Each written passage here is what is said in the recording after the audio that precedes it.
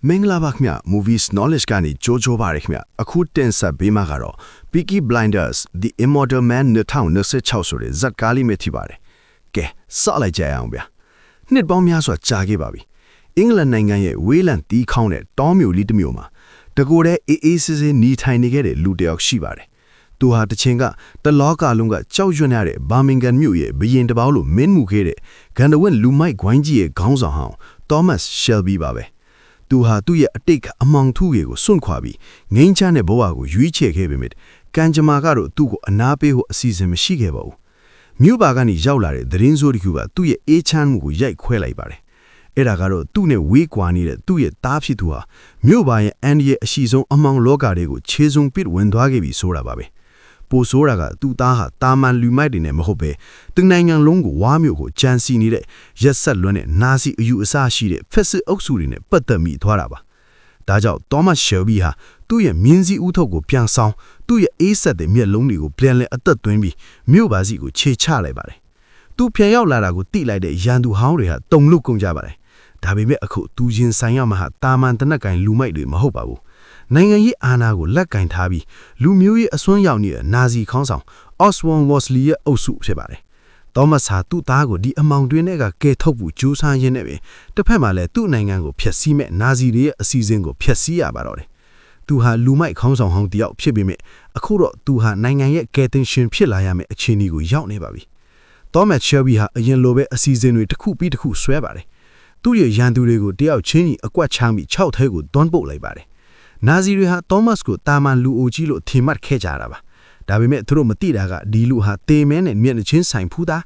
စစ်မြေပုံမှာတာမနီလိုမာချောခဲ့တဲ့လူဆိုတာပါပဲ။ Thomas ဟာရန်သူတွေရဲ့အလဲမှာဘုံကလုံးလိုပေါက်ခွဲဖို့ပြင်ဆင်လိုက်ပါတယ်။သူ့ရဲ့သားကိုကာကွယ်ဖို့ဆိုရင်သူဟာကဘာကြီးတစ်ခုလုံးကိုတောင်မီးရှို့ခိမဲ့လူစားမျိုးပါ။တိုက်ပွဲတွေဟာတခေဖြည်းနဲ့ပြင်းထန်လာပါတယ်။သွေးချောင်းစည်းတဲ့ညတွေလွတ်ကျွတ်ချက်တွေနဲ့ပြည့်နေတဲ့အစည်းအဝေးတွေကြားမှာ Thomas ဟာသူ့ရဲ့ညံပညာကိုအစွမ်းကုန်သုံးခဲ့ပါတယ်။နာဇီတွေရဲ့အကြံစီတွေပြတ်ဖျားသွားအောင်သူဘလို့ဒီကစားခဲ့တယ်လေသူ့ရဲ့သားကိုတော့ဘေးကင်းအောင်ကယ်ထုတ်နိုင်မလားဒီနေရာမှာ Thomas ကရန်သူတွေကိုပြောခဲ့တဲ့စကားတစ်ခွန်းရှိပါတယ်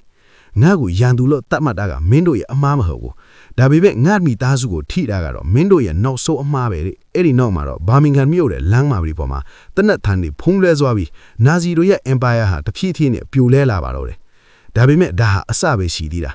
Oswald Mosley ဟာ Thomas ထန်တဲ့ပိုပြီးပိုင်းတဲ့လူတစ်ယောက်ဖြစ်နေခဲ့ပါတယ်။သူဟာ Thomas ရဲ့အားနည်းချက်ကိုရှာဖွေတွေ့ရှိသွားပြီး Thomas ရဲ့အနီးကပ်ဆုံးလူတွေကိုပါအန်ဒီရဲ့ plan ချင်းဟုကြံစည်လာပါတယ်။ Thomas တကားဒီတစ်ခေါက်မှာရောဘလို့အကွက်အစမ်းနေနဲ့ရန်သူကိုတုံ့ပြန်မလဲ။ပြီးတော့သူ့ကိုအမြဲ6လန့်နေတဲ့အတိတ်ကအမောင်ရိပ်တွေကိုရောသူကြော်ဖြတ်နိုင်မလား။ဘာမင်ဂမ်မြို့တဲ့လာမရီပေါ်မှာပနက်တန်တွေနဲ့အတူဗျံတပအခြေအနေတွေစော့တင်နေပါပြီ။ Thomas Shelby ရဲ့စက်ယုံကြီးကမီးဟုံတောက်ပြီးပျက်စီးသွားခဲ့ရပါတယ်။ဒါဟာတာမန်မတော်တဆမတစ်ခုမဟုတ်ပါဘူး။နာဇီတွေနဲ့ဖက်စစ်အုပ်စုတွေက Thomas ကိုစစ်ကြညာလိုက်တာပဲဖြစ်ပါတယ်။ပျက်စီးသွားတဲ့စက်ယုံအပြက်အစီးတွေကြားမှာအလုတ်သမားတွေဟာလည်းစိတ်တက်ကြပြီးအချင်းချင်းရန်ထစ်နေကြပါတယ်။အဲ့ဒီအချိန်မှာပဲ Thomas ရဲ့တားဖြစ်သူဒူခါဒီအခြေအနေတွေကိုသူ့မျက်စိနဲ့တက်အားမြင်တွေ့လိုက်ပါတယ်။သူဟာသူ့အဖေရဲ့အမွေအနှစ်တွေကိုဖျက်ဆီးနေတဲ့လူတွေကိုကြည့်ပြီးရင်ထဲမှာဒေါသတွေတောက်လောင်နေကြတာပါ။ဒုခါစက်ယုံထဲမှာရှိတဲ့လူတွေကိုစုစည်းပြီးရန်သူတွေကိုဘယ်လိုပြန်တိုက်မလဲဆိုတာစတင်ပြင်ဆင်မှာတော့တယ်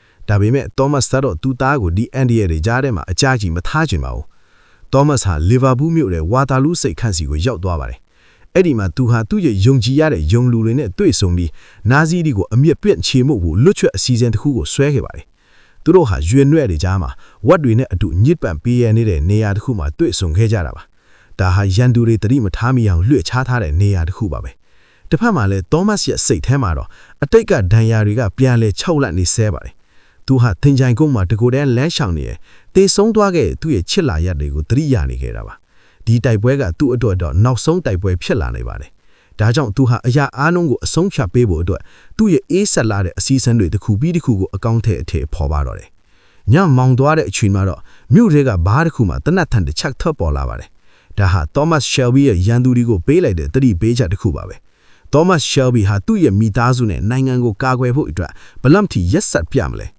ပြီးတော့သူ့ရဲ့သားဖြစ်သူဒုခါတော့သူ့ကိုဖေလို့ပဲဂန်ဝဲလူမိုက်တကဖြစ်လာနိုင်မလား။အခြေအနေတွေကတဖြည်းဖြည်းနဲ့အရှိန်မြင့်လာနေပါပြီ။တိုက်ပွဲတွေဟာတဖြည်းဖြည်းနဲ့အရှိန်မြင့်လာခဲ့ပါတယ်။ Thomas Shelby ဟာသူ့ရဲ့ဉာဏ်ပညာကိုအစွမ်းကုန်သုံးပြီးနာဇီရီရဲ့အကြံစီတွေကိုတစ်ခုပြီးတစ်ခုဖျက်ဆီးခဲ့ပါတယ်။ဒါပေမဲ့ရန်သူတွေကလည်းအလျှော့မပေးခဲ့ကြပါဘူး။သူတို့ဟာ Thomas ရဲ့အားနည်းချက်ကိုထိသွားပြီးသူ့ရဲ့အနီးကပ်ဆုံးလူတွေကိုပါ Andiel Plan ချင်းဖို့ကြံစီလာကြပါတယ်။ Thomas ဟာအဲ့ဒီအချိန်မှာဆေးရုံထဲမှာပိတ်မိနေခဲ့ပေမဲ့သူ့ရဲ့အေးဆက်တဲ့တနတ်ထန်းတွေနဲ့အတူသူ့ကိုလှုပ်ချမ်းဖို့လာတဲ့ရန်သူများနှမျှကိုတယောက်ချင်းစီအပြတ်ရှင်းပစ်ခဲ့ပါတယ်။ဒီတိုက်ပွဲဟာတာမန်လက်စားပြေပွဲထပ်ပိုးပါတယ်။ဒါဟာသူ့ရဲ့မိသားစုသူ့ရဲ့သားဖြစ်သူ Duke နဲ့နိုင်ငံရဲ့အနာဂတ်အတွက်တိုက်ဖိုးနေရတာပါ။ Thomas ဟာရန်သူတွေရဲ့အလဲမှာဘုံတလုံးလိုပေါက်ခွဲပြီးနာဇီတွေရဲ့ Empire ကိုအမြင့်ကနေဆွဲနှုတ်ပစ်လိုက်ပါတယ်။တနတ်တန်တွေညင်သက်သွားတဲ့အချိန်မှာတော့ Thomas ဟာသူ့ရဲ့မျက်နှာကြီးကိုစီးပြီးလူအလုတ်ကြားကနေ tip စိတ်ထက်ခွာသွားပါတယ်။သူဟာဒီမြို့ကြီးရဲ့ဘရင်တယောက်ဖြစ်ခဲ့ပြီမြစ်အခုတော့အရာအလုံးကိုထားရသွားဖို့ဆုံးဖြတ်လိုက်ပါပြီ။ Thomas ရဲ့သားဖြစ်သူ Duke ကတော့သူ့အဖေရဲ့အမွေအနှစ်တွေကိုဆက်ခံရဖို့ကြံရစ်ခဲ့ပါတယ်။သူဟာသူ့အဖေလိုပဲတန်မဏီလိုမာကျောတဲ့စိတ်သက်ရှိသူတယောက်ဖြစ်လာခဲ့ပါပြီ။ဇလရဲ့နောက်ဆုံးမှာတော့ Thomas ဟာသူ့ရဲ့အတိတ်ကအမတ်တရတွေသူပိုင်ဆိုင်ခဲ့တဲ့အဆောင်အယောင်တွေအားလုံးကိုမီးရှို့ဖျက်ဆီးပစ်လိုက်ပါတယ်။သူဟာအမောင်တို့တွေကိုတကိုယ်တည်းဆောင်းလန်းတော်ရင်ဂန်ဝင့်လူမိုက်ကြီးတယောက်ရဲ့ဘဝကိုအဆုံးသတ်လိုက်ပါတော့တယ်။သူဟာရာဇဝတ်တန်တယောက်အဖြစ်လူသိများခဲ့ပေမဲ့နောက်ဆုံးမှာတော့သူ့ရဲ့မိသားစုနဲ့နိုင်ငံကိုကာကွယ်ခဲ့တဲ့သူရဲခေါင်းတယောက်အဖြစ်တမိုင်းမှာကြံရစ်ထဲပါတယ်။ဒါဟာဘာမင်ဂန်မြို့တဲ့မမေ့နိုင်ဆိုရအေဂရိဂျင် Thomas Shelby ရဲ့ဇက်သိမ်းပိုင်းပဲဖြစ်ပါတော့တယ်။နောက်ထပ်ဘလို့ဇက်ကားတွေကို recap လုပ်ပေးရမလဲဆိုတာ comment မှာပြောပေးသွားဦးပါခင်ဗျာ။ channel လေးကိုလည်း subscribe လုပ်သွားပေးကြပါအောင်ခင်ဗျာ။အားလုံးကိုကျေးဇူးအထူးတင်ပါတယ်ခင်ဗျာ။